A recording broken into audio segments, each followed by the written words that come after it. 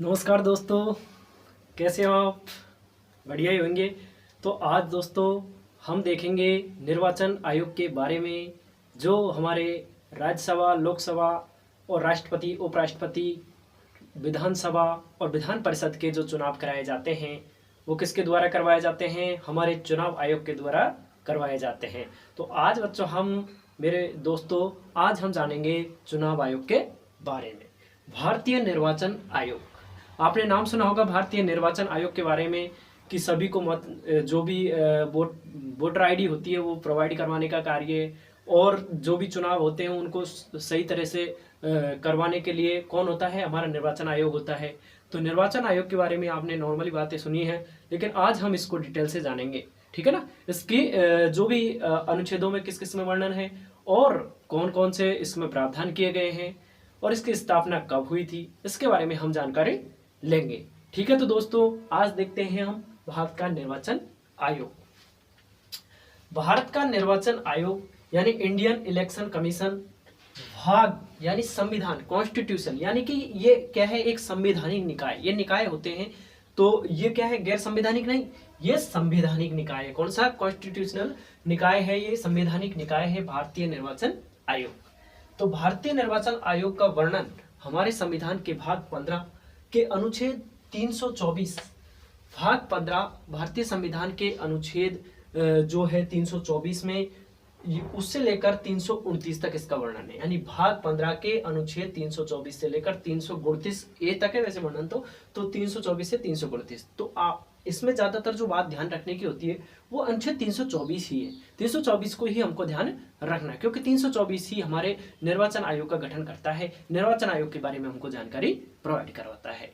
तो देखते हैं भारतीय निर्वाचन आयोग, इसकी स्थापना शुरुआत कहां से हुई, कब हुई, कैसे हुई, उसके बारे में देखते हैं। तो सर्वप्रथम आपको यह ध्यान रखना है कि इसकी स्थापना हमको बताया कि हमारा जो मतदाता दिवस है कब मनाते हैं? तो मतदाता दिवस कब मनाते हैं? 25 जनवरी को। कब? 25 जनवरी को हम मतदाता दिवस मनाते हैं। क्यों मनाते हैं? क्योंकि 25 जनवरी 1950 को, हमको पता है कि 26 जनवरी 1950 को हमारा संविधान तो लागू हो गया, लेकिन इससे एक दिन जस्ट पहले 25 जनवरी 1950 को हमारे भारतीय निर्वाचन आयोग की क्या हुई थी? स्थापना हुई थी। किसकी स्थापना हो गई थी? तो इसकी स्थापना कब हुई? ये इंपॉर्टेंट क्वेश्चन बनता है कि इसकी स्थापना कब हुई? तो कब हुई? 25 जनवरी 1950 को। 25 जनवरी 1950 को क्या हुआ? 25 जनवरी 1950 को हमारे निर्वाचन आयोग की क्या हो गई?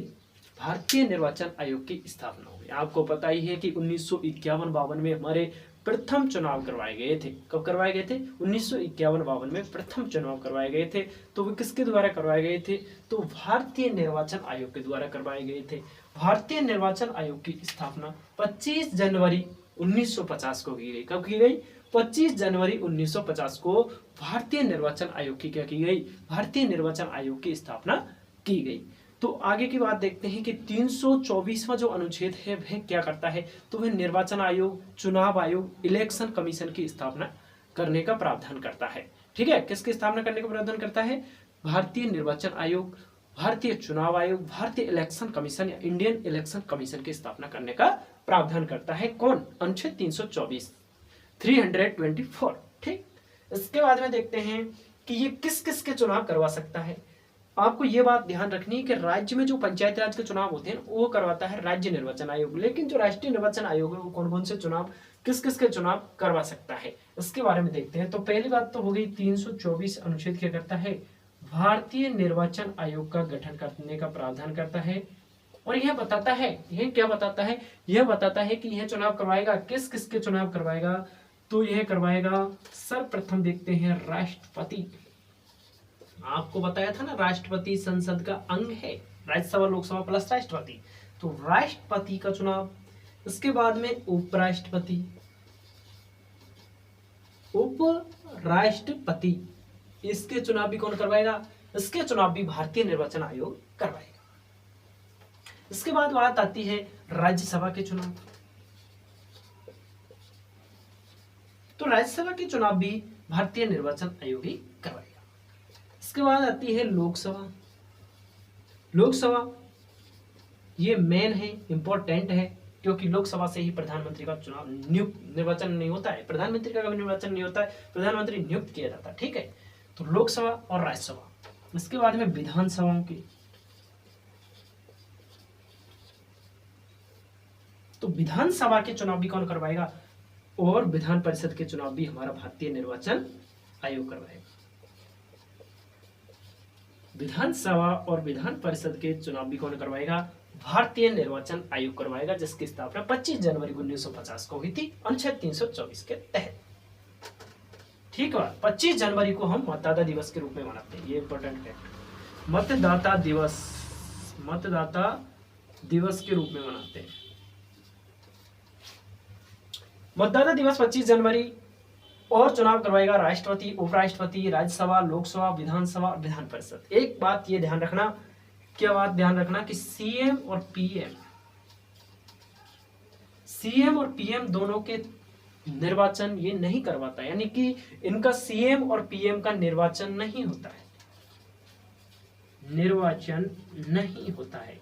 क्या नहीं होता है, निर्वाचन नहीं होता है, क्योंकि ये क्या होते हैं, ये दोनों ही क्या होते हैं, नियुक्त होते हैं।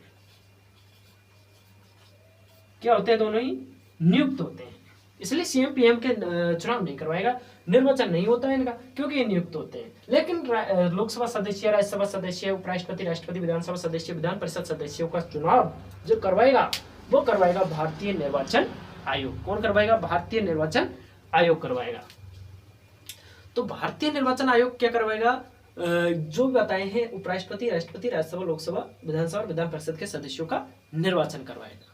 आपको अगली बात ये ध्यान रखनी है कि इनके निर्वाचन के साथ ही, मतलब जो पंचायत है, नगर पालिका है, यानी कि एक बात जो मैंने बताई थी ना अभी, पंचायत और नगर पालिका, वो बात ध्यान रखनी है।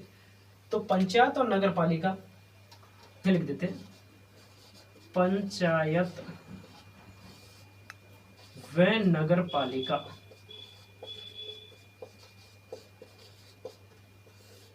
ये दोनों के चुनाव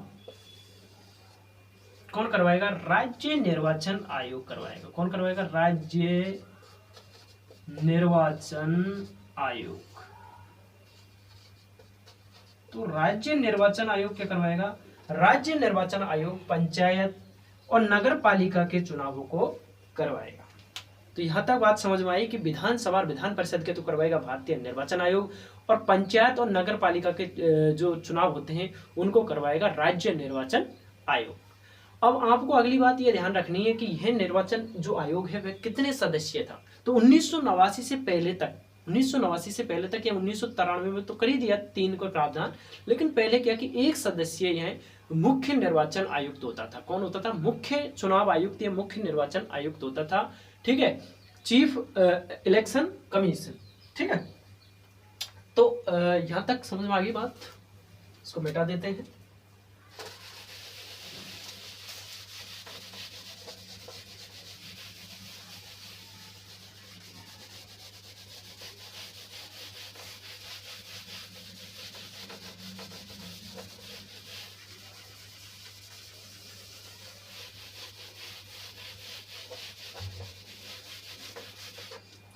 इससे थोड़ा मिटेगा नहीं, तो थोड़ा कपड़ा ले लेते हैं।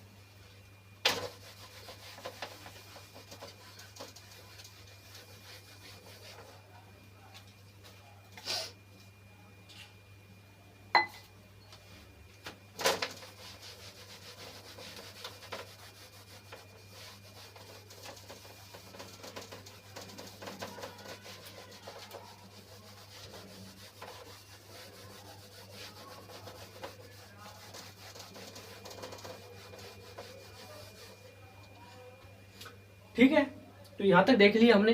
इसके बाद देखते हैं कि जो निर्वाचन आयोग होता है वह कितने सदस्यीय होता है। निर्वाचन आयोग कितने सदस्यीय होता है, तो निर्वाचन आयोग पहले क्या था, पहले निर्वाचन आयोग 1 सदस्यीय था। कितना था, निर्वाचन आयोग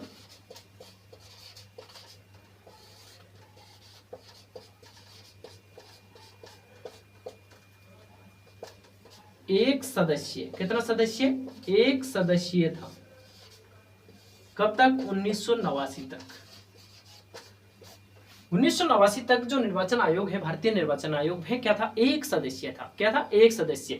लेकिन इसके बाद में 1993 में, यानी कब, 1993 में क्या हुआ, प्रावधान किया गया कि इसमें कितने सदस्य कर दिए जाए, इसमें 3 सदस्य कर दिए जाए। कितने सदस्य, 3 सदस्य कर दिया जाए, एक सदस्यों को बदल दिया गया। ठीक है, तो इसको क्या कर दिया, डिसमिस कर दिया, और इसके बाद में किया गया 3 सदस्यीय, कितने सदस्य, 3 सदस्यीय निर्वाचन आयोग, 3 सदस्यीय निर्वाचन आयोग। यानी कि पहले क्या होता था कि एक ही मुख्य निर्वाचन आयोग होता था, लेकिन इसके बाद में प्रावधान बदला, और प्रावधान बदला कब, 1993 में। 1993 में यह प्रावधान बदल दिया, चेंज कर दिया गया। कब, 1993 में। ठीक है, तो 1993 में क्या हुआ, ये 3 सदस्य हो गया। कितने सदस्य हो गया, ये 3 सदस्य। इसमें एक तो होता था मुख्य निर्वाचन आयुक्त, और 2 होते थे अन्य, 2 होते थे अन्य, और है भी, वर्तमान में भी है। ठीक है, तो 2 और 1, तो 2 और 1 हो गए 3, और यहां पर कितना था, 1 सदस्य। कब था, 1989, और कब कर दिया गया 3, 1993 में। तो ये बात ध्यान रखनी कि निर्वाचन आयोग पहले 1 सदस्य था, और इसको चेंज करके 1989 में तक तो था, लेकिन 1993 में एक विधेयक लाया गया, उसके तहत इसकी सदस्य संख्या 3 कर दी गई। किसकी, भारतीय निर्वाचन आयोग के सदस्यों की संख्या।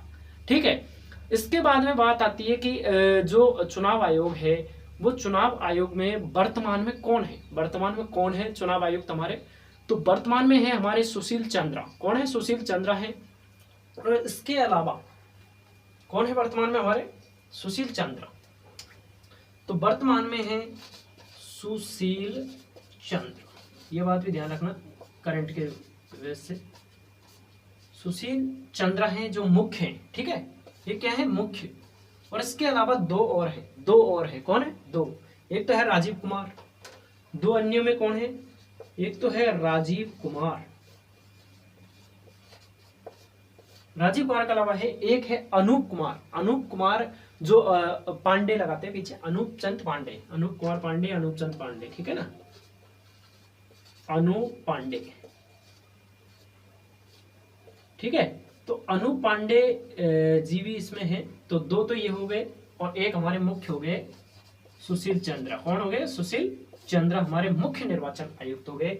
तो ये बात आपको ध्यान रखनी है कि 3 सदस्य 1993 में किया गया। वर्तमान में हमारे सुशील चंद्रा मुख्य निर्वाचन आयुक्त हैं, और 2 अन्य निर्वाचन आयुक्तों में राजीव कुमार का नाम आता है, और राजीव कुमार के अलावा अनूप पांडे का नाम आता है। ठीक है, अगली बात आती है कि इनका जो होते हैं मुख्य चुनाव आयुक्त, तो मुख्य चुनाव आयुक्त को क्या होती है, कितनी पावर होती है, क्या योग्यता होती है इसकी, और कितना कार्यकाल होता है, उनको नियुक्त कौन करता है, महाभियोग के द्वारा इनको हटाया जाता है। कैसे, क्या प्रक्रिया, उसको देखते हैं।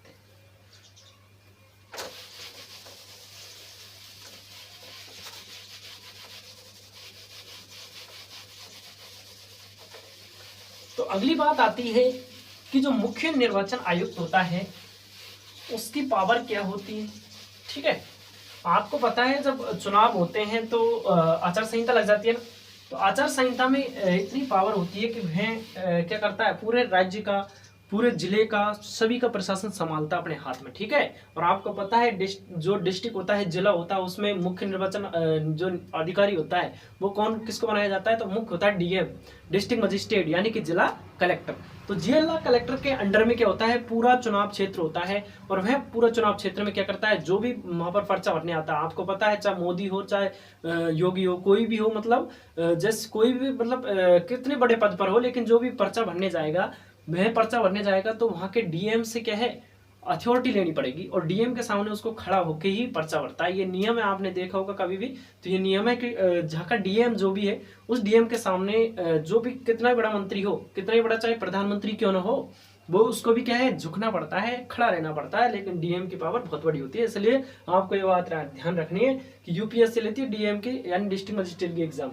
तो सबसे बड़ा जो अधिकारी होता है जिले का निर्वाचन अधिकारी, वो कौन होता है, डीएम होता है। और डीएम क्या करता है, कहीं भी मतलब जिले में कैसी भी मान लो कि कोई आपत्ति आ रही है, कैसे भी मतलब जो भी चुनाव लड़ रहा है कोई व्यक्ति, तो कोई भी व्यक्ति चुनाव लड़ रहा है, नहीं तो अगर उसके विरुद्ध कोई भी बात आ जाती है तो वह क्या करता है, एक साइन से ही उसका चुनाव नहीं लड़ने का क्या कर देता, प्रस्ताव कर देता है, लिखित में दे देता है, तो वह चुनाव नहीं लड़ता। तो इतनी पावर होती है डीएम को। तो डीएम क्या होता है, डिस्ट्रिक्ट निर्वाचन अधिकारी होता है सबसे बड़ा। ठीक है, तो यहाँ तक बात ध्यान रखनी है। हम क्या बात कर रहे थे अभी, इनकी पावरों के बारे में बात कर रहे थे। तो निर्वाचन जो मुख्य निर्वाचन आयुक्त होता है वह सबसे बड़ी पावर होती है उसको, क्योंकि निर्वाचन जो आयोग होता है भारतीय निर्वाचन आयोग, भारतीय निर्वाचन आयोग में क्या होता है कि इसमें न्यायपालिका भी हस्तक्षेप नहीं कर सकती। न्यायपालिका अनुच्छेद 329 के तहत न्यायपालिका हस्तक्षेप नहीं कर सकती। तो अगली बात पहले हम इसको नॉर्मल देख लेते हैं। एक बार क्या है कि जब चालू हो जाता हूँ ना तो रुकने का काम नहीं होता है, ये चक्कर है। ठीक है, तो अपन देखते हैं इसकी योग्यता। मुख्य निर्वाचन आयुक्त की योग्यता देखते हैं। तो मुख्य निर्वाचन आयुक्त की योग्यता क्या है? मुख्य निर्वाचन आयुक्त की जो योग्यता होती है, मुख्य निर्वाचन आयुक्त की योग्यता क्या होती है? तो सुप्रीम कोर्ट के जज के बराबर होती है। सुप्रीम कोर्ट के जज के बराबर, सुप्रीम कोर्ट के जज के समान। तो सुप्रीम कोर्ट के जज के समान क्या होनी चाहिए उसकी? सुप्रीम कोर्ट के जज के समान उसकी योग्यता होनी चाहिए। किसकी योग्यता होनी चाहिए? मुख्य चुनाव आयुक्त या अन्य जो मुख्य अन्य निर्वाचन आयुक्त होते हैं उनकी क्या होनी चाहिए? योग्यता होनी चाहिए सुप्रीम कोर्ट के जज के समान। यानी कि जो सुप्रीम कोर्ट का जज बनता है ना, तो उसी के यानी कि उनकी जो योग्यता है वही योग्यता किसकी होनी चाहिए? मुख्य निर्वाचन आयुक्त की होनी चाहिए। ठीक है, अगली बात आती है इनका कार्यकाल। तो कार्यकाल में ये बात ध्यान रखनी है। कौन सी बात ध्यान रखनी है? तो अगली बात क्या आती है? कार्यकाल की।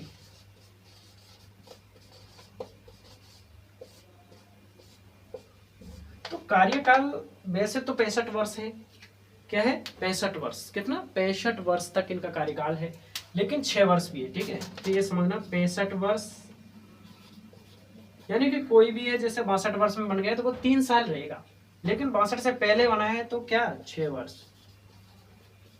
यानी कि कोई बन गया 52 में, 52 साल का बन गया, 52 साल से 6 साल 58 साल हो गई, यानी 65 को पार नहीं किया। ठीक है, तो उसमें पूरा कार्यकाल निभाएगा। लेकिन अगर 63 साल का बना है तो 2 साल तक रहेगा, क्योंकि 65 वर्ष से अधिक नहीं। ठीक है, तो ये क्या हुआ? उसका कार्यकाल हो गया। ठीक है, उसका कार्यकाल किसका? मुख्य निर्वाचन आयुक्त का कार्यकाल। इसके बाद में बात आती है इसको नियुक्त कौन करता है। नियुक्त करने की जो प्रक्रिया है, वो नियुक्त करने की प्रक्रिया क्या है? इसमें नियुक्त करने की प्रक्रिया है प्रधानमंत्री की सलाह पर राष्ट्रपति नियुक्त करता है। किसकी सलाह पर? प्रधानमंत्री की सलाह पर राष्ट्रपति इनको क्या करता है? नियुक्त। तो इनको नियुक्त किया जाता है। ठीक है, ये बात भी ध्यान रखनी है। नियुक्त कैसे होते हैं? तो नियुक्त होंगे ये कैसे? नियुक्त होंगे ये प्रधानमंत्री की सलाह पर राष्ट्रपति के द्वारा। प्रधानमंत्री की सलाह पर, तो पीएम की सलाह पर, पीएम की सलाह पर कौन करता है इनको नियुक्त? राष्ट्रपति, प्रेसिडेंट। तो राष्ट्रपति इनको क्या करता है? राष्ट्रपति इनको नियुक्त करता है। ठीक है, तो ये बात भी हमने जानकारी ली कि योग्यता तो सुप्रीम कोर्ट के जज के समान है। कार्यकाल 65 वर्ष या 6 वर्ष है। 65 वर्ष जो भी पहले हो, जो भी पहले हो, ये बात ध्यान रखना, जो भी पहले हो, जो भी पहले हो। ठीक, और अगली बात आती है नियुक्ति। तो पीएम की सलाह पर कौन नियुक्त करता है इनको? पीएम की सलाह पर इनको राष्ट्रपति नियुक्त करता है। अगली बात आती है इनको हटाने की प्रक्रिया। हटाने की प्रक्रिया, हटाने की, तो जो राष्ट्रपति को हटाया जाता है ना, उसी प्रक्रिया से इनको हटाया जा सकता है। सुप्रीम कोर्ट के जज को जिस प्रक्रिया से हटाया जाएगा उसी प्रक्रिया से इनको हटाया जाएगा। तो कौन से कैसे किस प्रावधान के तहत? महाभियोग। आपको बताइए राष्ट्रपति पर महाभियोग 61वें अनुच्छेद के तहत लगता है महाभियोग। तो महाभियोग के आधार पर इनको क्या कहा जा सकता है? इनको पद से हटाया जा सकता है। ठीक, तो ये बात हमने जान ली कि इनकी योग्यता क्या है। सुप्रीम कोर्ट के जज के समान इनकी योग्यता है। कार्यकाल क्या है? 65 वर्ष या 6 वर्ष, जो भी पहले हो वह। अगली बात आती है नियुक्ति। तो नियुक्त कौन करता है? पीएम की सलाह पर हमारे राष्ट्रपति इनको नियुक्त करते हैं। हटाने की प्रक्रिया की बात आती है तो महाभियोग के द्वारा इनको हटाया जा सकता है। किनको? मुख्य निर्वाचन आयुक्त को। ठीक है, यहाँ तक जानकारी हमने ग्रहण की है। इसके बाद में देखते हैं चुनाव आयोग में जो प्रमुख होता है वो डीएम होता है जिले में। मैंने ये बताई दिया आपको पहली बार। पर्चा भरने का कार्य और वोटर आईडी का कार्य, निर्वाचन चुनाव आयोग का कार्य क्या है? पर्चा भरवाने का कार्य, वोटर आईडी उपलब्ध करवाने का कार्य है अनुच्छेद 325। चुनाव चिन्ह देने का कार्य भी किसका है, मुख्य जो निर्वाचन आयोग है, भारतीय निर्वाचन आयोग, उसका ही क्या कार्य है, पर्चा भरवाने का कार्य, वोटर आईडी उपलब्ध कराने का कार्य, चुनाव चिन्ह आवंटित करने का कार्य। ठीक है, तो ये अनेक कार्य किसके हैं, मुख्य निर्वाचन आयुक्त के भी हैं और भारतीय निर्वाचन आयोग के तो हैं ही। ठीक है, तो यहाँ पर हमने इतनी जानकारी ले ली है, इसको देखते हैं अगली बात। तब आगे हम कुछ इम्पोर्टेंट फैक्ट जानेंगे जो हमारे चुनाव आयोग के बारे में इम्पोर्टेंट फैक्ट हैं, उनके बारे में हम जानकारी लेंगे कि कौन कौन से मुख्य फैक्ट हैं जिनको हमको ध्यान रखना है, जो कि नए नए शब्द हैं, ज़्यादातर कॉम्पिटिटिव एग्जाम में आते रहते हैं, तो उनके बारे में जानकारी लेंगे। ठीक, हमने यहाँ तक जानकारी कंप्लीट कर ली है निर्वाचन आयोग के बारे में, लेकिन जो फैक्ट हैं वो उनको देखेंगे। तो पहला फैक्ट हमने बताया था कि पहले 1 सदस्यीय था, इसके बाद में 1993 में 3 सदस्यीय बन गया। और पहले मतदाता की आयु कितनी थी, 21 वर्ष थी। पहले कितनी थी मतदाता की आयु, तो मतदाता की आयु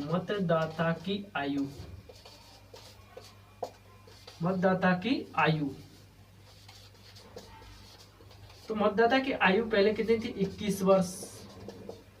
21 वर्ष को 61वां संविधान संशोधन हुआ था 1989 में। कब, 1989। 88 में यह प्रावधान आया था और 89 में यह लागू कर दिया गया। तो 21 वर्ष थी पहले। ठीक है, पहले मतदाता की आयु कितनी थी, 21 वर्ष। कितनी, 21 वर्ष। इसके बाद में 61वां संविधान संशोधन, कौन सा संशोधन, 61वां संविधान संशोधन।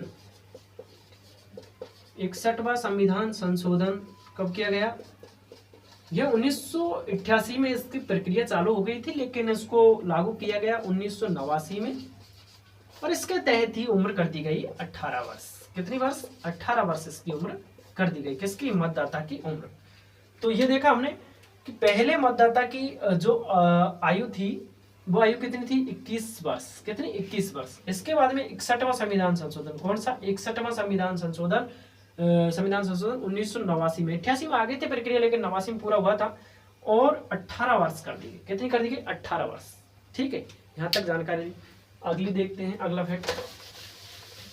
ये ज्यादातर कॉम्पिटिटिव एग्जाम में पूछे जाते हैं, मुख्य तो वो है ही है, इसके अलावा भी ये चीजें पूछी जाती है। इसके बाद में बात आती है कि जो डीएम होता है उसको अधिकार होता है कि वह किसी भी टीचर हो, चाहे कोई भी सर्वेंट हो, कर्मचारी हो, उसको चुनाव में ड्यूटी लगवा दी जाती है। ठीक है, तो जो स्याही लगाने का कार्य है टीचर को दे दिया जाता है, टीचर लगा दिए जाते हैं। ठीक है, तो वो जो स्याही होती है ना, स्याही जो हाथ पर स्याही लगाई जाती है, जो हाथ पर स्याही लगाई जाती है,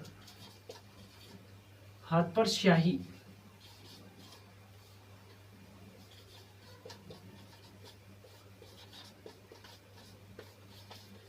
वो कौन सी होती है, उसका नाम क्या है। साइंस, वैसे तो साइंस का है ये क्वेश्चन, लेकिन हम आपको दे रहे हैं, तो वह है सिल्वर नाइट्रेट।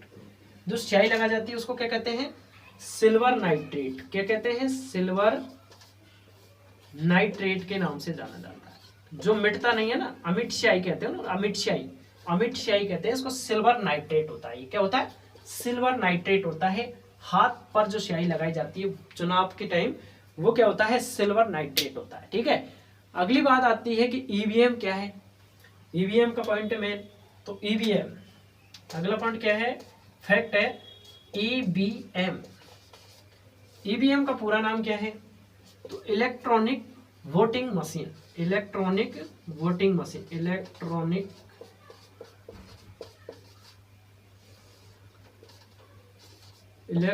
Voting machine. कौन सी मशीन, इलेक्ट्रॉनिक वोटिंग मशीन। ठीक, तो ईवीएम का सर्वप्रथम जो प्रयोग किया गया था, सर्वप्रथम ईवीएम का जो प्रयोग किया गया था 1982 में किया गया था। कब किया गया था, 1982 में किया गया। कब किया गया, 1982 में। किसका, ईवीएम का प्रयोग सबसे पहले कब किया गया, 1982 में किया गया। कब, 1982। तो 1982 में किस राज्य में किया गया, तो केरल में इसका प्रयोग किया गया। किसमें, केरल में जब विधानसभा के चुनाव करवाए गए तो तब इसका प्रयोग किया गया। किसका, ईवीएम का, इलेक्ट्रॉनिक वोटिंग मशीन का प्रयोग किया गया। ठीक है, इसके बाद में 1991 में राजस्थान के संदर्भ में बात आती है तो राजस्थान के संदर्भ में जब बात आती है तो 1998 में राजस्थान के पांच विधानसभा क्षेत्रों में इसका प्रयोग किया गया। ठीक है, 1998 राजस्थान में किया गया, एमपी में किया गया। ठीक है, तो ये दो राज्यों में विधानसभा चुनावों में किसका प्रयोग किया गया, ईवीएम का प्रयोग कब किया गया, 1998 में राजस्थान में किया गया और एमपी में किया गया, मध्य प्रदेश में 1982 में केरल में किया गया। ठीक है, इसका पूरा नाम इलेक्ट्रॉनिक वोटिंग मशीन है। तो इलेक्ट्रॉनिक वोटिंग मशीन 1982 में आई थी। ठीक है, इसका 1998 में राजस्थान में प्रयोग किया गया, 1982 में केरल में प्रयोग किया। इसके बाद में बात आती है, एक और नया शब्द है, वो है वीवीपैट। क्या है, वीवीपैट। तो वीवीपैट के बारे में देखते हैं। वीवीपैट ये नया शब्द आया है जो ज्यादातर कॉम्पिटिटिव एग्जामों में इसकी फुल फॉर्म पूछी जाती है, फुल फॉर्म पूछी जाती है। तो इसकी फुल फॉर्म होगी वोटर वेरिफिएबल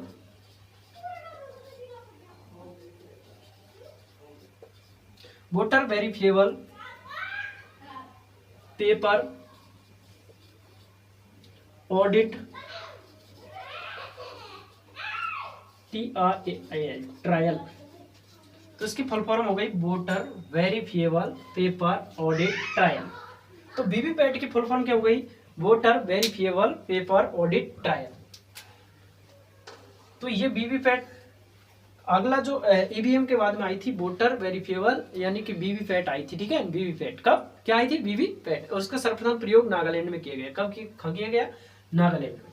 तो सर्वप्रथम प्रयोग कौन से राज्य में किया गया, तो नागालैंड में। किसका, वीवीपैट का प्रयोग, वीवीपैट का प्रयोग सर्वप्रथम नागालैंड में इसका यूज किया गया, प्रयोग किया गया। Voter verifiable paper audit trial, इसकी फुल फॉर्म हो गई वीवीपैट की। क्योंकि इसमें क्या होता है, पहले क्या था कि जब वोट डालते थे ना अपन, तो वोट डालते थे तो उसमें क्या कि जो हम जिस प्रत्याशी को वोट डाल रहे हैं उसका चुनाव चिन्ह है, जैसे बीजेपी का फूल है, पहले आपको पता गुलाबी फूल था, अब क्या हो, व्हाइट फूल हो गया है। ठीक है ना, व्हाइट फूल आप देखना कभी भी पेज पे तो व्हाइट फूल आएगा। ठीक है, सफेद फूल हो गया है। ठीक है, तो अभी वर्तमान में जो वीवीपैट आई है, पहले ईवीएम था, ईवीएम में दिखाई नहीं देता था, लेकिन जो वीवीपैट है उसमें क्या होता है, हम जैसे ही वोट डालते हैं तो वोट डालेंगे तो जस्ट जो पास में क्या होगा, उसमें हमको चुनाव चिन्ह दिखाई दे देगा कि हमने इसको वोट डाला है। ठीक है, तो उसका चुनाव चिन्ह दिखाई दे देगा। तो ये होता है वीवीपैट। इसका प्रयोग नागालैंड में किया गया था। ईवीएम का प्रयोग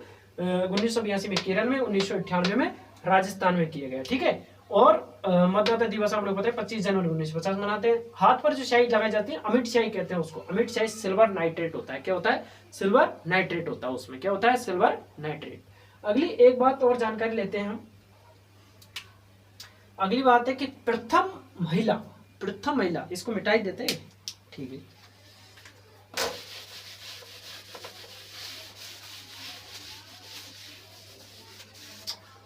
पहली बात आती है, प्रथम जो चुनाव आयुक्त थे, भारत के प्रथम निर्वाचन आयुक्त कौन थे, इंपॉर्टेंट क्वेश्चन है। तो भारत का प्रथम निर्वाचन आयुक्त कौन थे, तो प्रथम निर्वाचन आयुक्त, भारत के प्रथम निर्वाचन आयुक्त, तो भारत के प्रथम निर्वाचन जो आयुक्त थे वो कौन थे, सुकुमार सेन। कौन थे, सुकुमार सेन। कौन थे, तो कौन थे वो, सुकुमार सेन थे। भारत के प्रथम जो चुनाव आयुक्त थे वो कौन थे, सुकुमार सेन।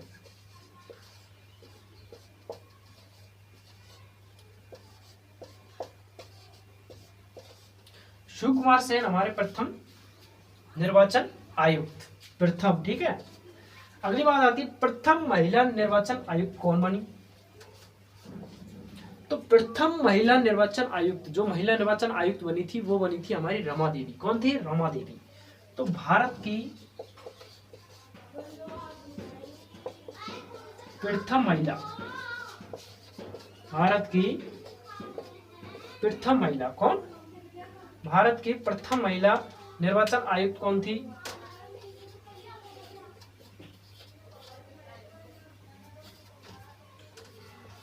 भारत की प्रथम महिला निर्वाचन आयुक्त थी रमा देवी। कौन थी? तो वो थी रमा देवी। रमा देवी हमारे भारत की प्रथम महिला निर्वाचन आयुक्त थी। क्या थी? महिला निर्वाचन आयुक्त थी। प्रथम भारत की महिला निर्वाचन आयुक्त कौन थी? रमा देवी। भारत के प्रथम मुख्य निर्वाचन आयुक्त कौन थे? सुकुमार सेन। वर्तमान में सुशील चंद्रा हैं और दो अन्य हैं, वो राजीव कुमार और अनु पांडे हैं। ठीक है, तो हाथ पर जो साई लगा देती है वो सिल्वर नाइट्रेट कहते हैं। प्रथम निर्वाचन आयुक्त सुकुमार सेन है। तो इस प्रकार हमने इनकी जानकारी ली है। किसकी? भारतीय निर्वाचन आयोग, भारतीय इलेक्शन कमीशन, भारतीय चुनाव आयोग। ठीक है, मतदाता दिवस 25 जनवरी को मनाते हैं। ठीक है, इसके बाद में हम देखते हैं एक चीज की जो कौन कौन से अनुच्छेद है, किस किस में क्या है। तो 324 को तो ध्यान रखना ही है। इसके अलावा मैं बता देता हूं आपको कि जो 325 है, जो 324 में तो इसका गठन है किसका? भारतीय निर्वाचन आयोग का गठन दिया गया है 324 में। लेकिन 325 में क्या दिया गया है कि किसी भी आधार पर लिंग, जाति, धर्म, मूल वंश आदि के आधार पर क्या नहीं किया जाएगा?